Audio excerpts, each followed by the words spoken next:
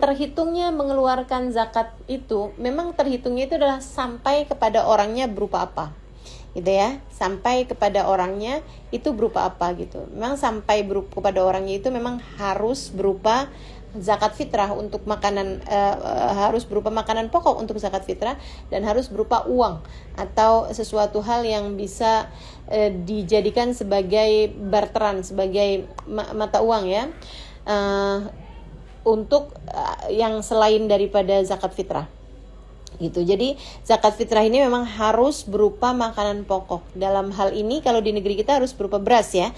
Demikian pendapatnya Imam Asy-Syafi'i alaihi ridwanullah, meskipun berbeda pendapat dengan pernyataan Imam Abu Hanifah yang membolehkan zakat fitrah itu tidak harus berupa uang, tapi boleh juga berupa mata uang, maksudnya berupa uang ya. Seperti itu. Akan tetapi sebagai kita nih bermadhab Syafi'i ini, kalau misalnya gitu kan, kita ngeluarinnya nih berupa uang nih kepada masjid atau kepada satu lembaga, nah nanti lembaga ini yang akan menyerupakan berupa beras gitu kan, biar seragaman berasnya yang bagus misalnya begitu ya, dari lembaga ini gitu. Nanti akan dibagi-bagikan kepada warga daerah tersebut, sebab nih misalnya kayak ada beberapa lembaga yang memang akan membagikannya kepada daerah-daerah yang terpencil. Sementara kalau bawa-bawa berasnya itu dari kota gitu kan, itu repot, mendingan beli berasnya itu ke tempat yang dekat dengan tempat tersebut gitu. Misalnya seperti itu ya, seperti ada korban bencana di sebuah daerah di Jawa Barat misalnya, atau ada korban bencana di daerah di Aceh misalnya, atau Padang misalnya gitu kan, ada gempa dan sebagainya gitu. Sementara kita nih mau bayar orang-orang yang di daerah tersebut itu mau bayar zakat itu, kalau misalnya berupa uang, orangnya repot nih mau bawa berasnya itu ke daerah tersebut gitu. Misalnya seperti itu gitu kan. Jadi diserupakan berupa, orang bayarnya berupa uang, kemudian nanti diserupakan berupa makanan pokok oleh lembaga atau masjid itu. Ini bagaimana kalau seperti itu? Bolehkah? Teman-teman sekalian, boleh dengan syarat. Apa syaratnya? Syaratnya itu adalah lembaga atau masjid tersebut itu adalah yang dapat dipertanggungjawabkan. Maksudnya yang selama ini memang sudah teruji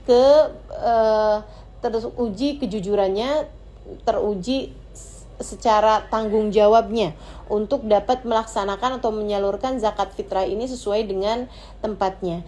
Akan tetapi teman-teman saudaraku sekalian, kalau teman-teman tanya kepada saya, kalau ustazah gimana gitu, saya tidak akan ambil resiko urusan-urusan zakat ini, karena buat saya zakat fitrah ini adalah sesuatu hal yang sangat krusial, sesuatu hal yang sangat penting, sesuatu hal yang sangat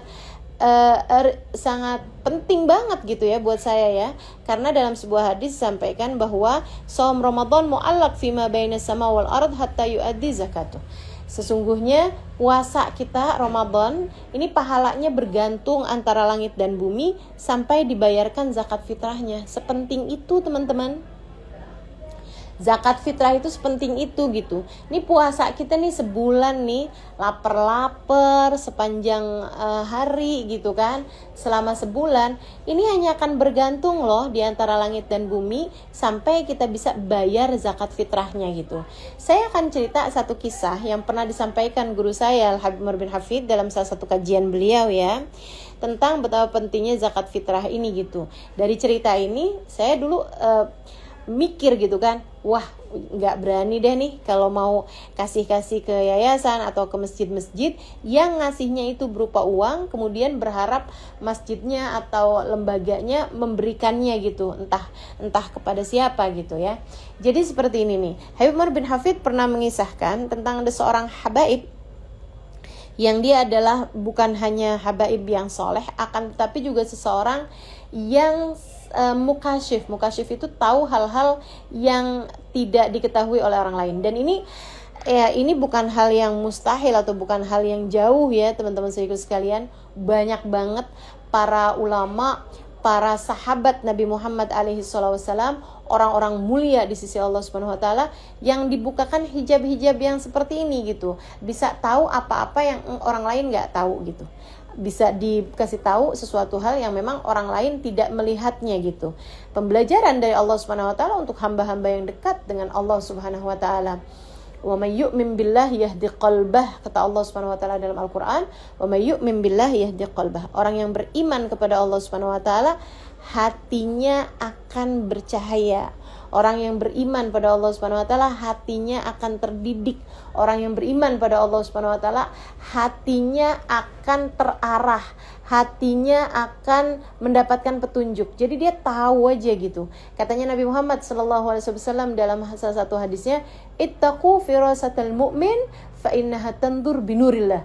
Ittaqu firasatal mu'min fa innaha tandur binurillah. Hati-hatilah kamu terhadap firasatnya orang mukmin, sebab firasat orang mukmin bisa melihat dengan cahaya Allah. Firasat orang mukmin bisa melihat dengan cahaya Allah. Nah, ini salah satu dari habaib-habaib yang besar. Saya lupa namanya nih, mohon maaf ya. Teman-teman sekalian yang saya muliakan, satu waktu beliau bilang sama anaknya, "Nak, bayarin zakat Abah, Nak. Zakat fitrah Abah tolong keluarin." Anaknya bilang, "Udah, Bah. Zakat fitrahnya udah kita keluarin tadi." Kata abahnya, "Belum. Zakat fitrahnya belum dikeluarin sama kalian," gitu. Anak-anaknya bilang, "Udah, Bah, kita udah bayarin zakat Abah." Kata abahnya, "Kalau gitu bayar lagi aja. Bayar lagi aja, keluarkan kembali zakat fitrah Abah," gitu kan, kepada orang yang berhak menerimanya. Akhirnya anaknya karena memang tahu abahnya adalah orang mulia, abahnya adalah seorang yang luar biasa dan juga seorang yang mukasyif seperti yang tadi saya sampaikan ya, yang bisa melihat apa-apa yang nggak terlihat. Mereka pun sami'na wa ata'na, mereka keluarkan lagi beras tadi itu gitu ya, hanya 2,5 kilo kok gitu, bukan sesuatu hal yang besar dibandingkan dengan puasa Ramadan 30 hari teman-teman. Jadi anaknya kemudian keluarkan lagi dan diberikan kepada yang memang mereka benar-benar tahu bahwa itu adalah orang yang nggak mampu gitu kan, orang miskin. Nah, tapi mereka nih penasaran banget nih, kok bisa sih abahnya itu kayak kekeh banget, kayak benar-benar nguatin hati mereka bahwa memang zakat fitrahnya itu belum dibayarkan gitu. Jadi akhirnya mereka cari tahu tuh sama si orang yang menerima zakatnya itu. Ternyata teman-teman, orang yang menerima zakatnya itu adalah bukan orang muslim. Dia memang orang nggak mampu, tapi bukan orang muslim gitu kan. Mereka pun kemudian sesudah cari tahu, mereka cari tahu bahwa orang itu ternyata memang bukan orang Islam gitu kan, mereka pulang dan mereka ngasih kabar kepada bapaknya, dibilang, "Maafkan kami, Abah, ternyata memang yang pertama itu zakatnya itu jatuhnya kepada orang miskin, akan tetapi bukan orang muslim, dia non muslim, sehingga kan tidak jatuh zakat teman-teman, jatuhnya sedekah aja gitu." Jatuhnya sedekah, bukan berarti nggak dapat pahala, akan tapi nggak cukup sebagai zakat fitrah gitu. Nah, kemudian mereka bilang, "Kami zakatnya sekarang udah dikeluarkan, kita udah pastikan penerima zakatmu itu adalah orang yang memang berhak untuk menerima zakatnya dan cukup zakatnya sebagai zakat fitrah." Akhirnya anak-anaknya tersebut itu kemudian bertanya, "Dari mana Abah bisa tahu gitu bahwa ternyata zakat fitrahnya itu penerimanya bukan orang yang berhak?" Abahnya bilang, "Nak, karena Abah masih ngelihat pahala puasa Abah masih bergantung antara langit dan bumi. Jadi puasanya nih masih belum keangkat nih. Yang bisa ngangkat pahala puasa kita itu adalah zakat fitrah kita gitu." Subhanallah. Kan kita memang harus benar-benar mastiin nih kalau zakat fitrah itu memang diberikan kepada yang berhak menerimanya dan juga dengan bahan makanan pokok gitu, sebagaimana yang disampaikan oleh Imam Asy-Syafi'i. Nah, maaf teman-teman, kadang-kadang nih ya kita tahu lah ya, walaupun misalnya kayak oknum lah, anggaplah oknum lembaga, oknum masjid gitu kan, itu numpukin zakat atau bahkan mungkin tidak diberikan kepada, atau tidak semuanya diberikan kepada yang berhak atau apa, kita nggak tahu gitu. Saya sih mau buat aman-aman, udah deh jauh lebih aman gitu, kita bagiin sendiri aja gitu urusan zakat fitrah kita itu gitu kan, kita berikan sendiri. Atau ya memang kalau memang ada di daerah sekitar kita ada masjid atau ada orang, ada ustadz atau siapa yang memang kita tahu dia akan menyalurkan zakat fitrah tersebut ke rumah-rumah orang, seperti di kampung kami tuh di Indramayu sana itu Itu memang setiap malam lebaran itu orang akan ngumpulin zakatnya di masjid gitu, memang sudah berupa beras dan dibagi kumpulkannya juga memang pada malam Idul Fitri, dan juga orang-orang yang berhak menerimanya itu memang udah ada catatan-catatannya, akan diserahkan atau mereka akan ambil gitu di masjid-masjid tersebut. Itu memang mereka sudah punya data-datanya gitu ya. Jadi ini jauh lebih aman gitu. Itu satu. Kemudian teman-teman sedikit sekalian, hal penting lain dari zakat fitrah yang juga Imam Ghazali atau Imam Syafi'i, mohon maaf ya, para imam kita berpendapat bahwasanya zakat fitrah itu harus dibayarkan di tempat muzakkali, di tempat muzakki, di tempat orang yang bayar zakat fitrah. Jadi di tempat orang yang bayar zakat fitrah. Gitu. Kalau kamu malam lebaran, hitungannya malam lebaran ya. Kalau kamu malam lebaran itu adanya di kampung, kamu bayar zakat fitrahnya tuh harus di kampung itu. Jadi zakat fitrah itu jangan kamu remehkan dengan kamu ya udah transfer aja deh lewat lembaga apa gitu kan, penyalur zakat fitrah gitu. Lah, lembaganya nyalurinnya di mana gitu. Zakat fitrah itu harus ada, dibayarkan di tempat kamu bermalam lebaran ada di mana gitu. Jadi nggak boleh dipindah-pindahin, itu zakat fitrah ya. Dan khusus zakat fitrah. Kalau zakat yang lain, zakat mal itu boleh ditransferin antar benua, antar provinsi, antar negara tuh nggak apa-apa. Kalau zakat mal gitu, itu misalnya gitu ya, ada satu negara yang orangnya kaya-kaya gitu kan, susah nih mau nyari orang-orang miskin di daerah tersebut gitu. Saya pernah tuh berada di sebuah daerah yang mayoritasnya kaya raya semua gitu kan, mayoritasnya kaya-kaya semua gitu. Sampai saya tanya kepada mereka, yaitu waktu itu lagi ada di Oman ya, tepatnya di Salalah. Saya tanya sama mereka gitu, saya bilang nih kayaknya orang mampu-mampu semua ya kalau zakat gitu, saya bilang zakat harta itu diberikannya kepada siapa gitu.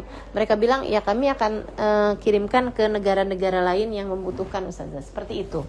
Jadi memang seperti yang tadi saya sampaikan, kalau zakat fitrah itu harus diserahkan kepada orang yang memerlukan atau kepada orang yang berhak untuk menerima zakat fitrah tersebut itu ya, dengan syarat Islam, dengan syarat orang fakir atau orang miskin gitu kan, dan juga bukan dari kalangan dzurriyyah, dari kalangan habaib gitu yang menerima zakat fitrah ya. Itu yang seperti itu teman-teman saya sekalian, dan itu harus diserahkannya pada malam lebaran di tempat di mana kamu sedang bermalam lebaran di sana. Begitu ya. Jadi itu harus jadi catatan-catatannya. Jadi kalau dibilangin boleh nggak tuh Ustazah? Boleh aja sih diserahkan kepada masjid atau kepada lembaga, tapi itu tadi ya, kamu harus bisa memastikan. Nah, kalau kamu nggak bisa memastikan bahwa lembaga tersebut akan menyerahkannya berupa beras gitu kan, jauh lebih aman kamu memang serahkan aja berupa beras langsung kepada yang berhak menerimanya, atau yang dikumpulkan di masjid-masjid yang selama ini sudah berjalan di banyak-banyak daerah kan seperti itu gitu ya. Jadi memang berupa beras, yang berasnya itu bahkan enggak dibuka dari tempatnya, udah langsung diserahkan kepada orang-orang yang berhak menerimanya di kampung tersebut, atau orang-orang yang berhak menerimanya juga akan datang ke masjid tersebut untuk mengambilnya. Seperti itu.